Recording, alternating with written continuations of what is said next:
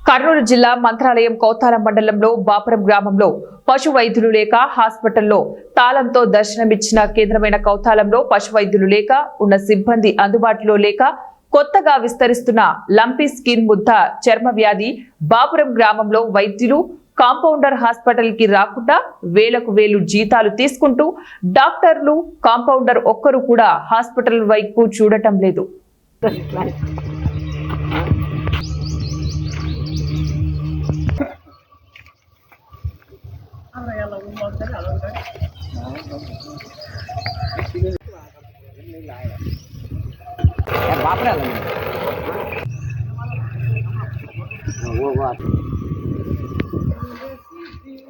ನೋಡಿಲ್ಲ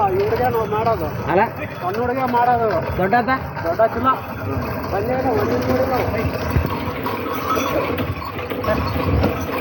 ಬಾಪ್ರ ನಿಮ್ದು ದಾಡು ಬರ್ದಂಗೆ ದೊಡ್ಡ ಆಡ್ರಿಕಣ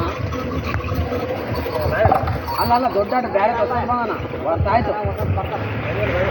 ಇಲ್ಲ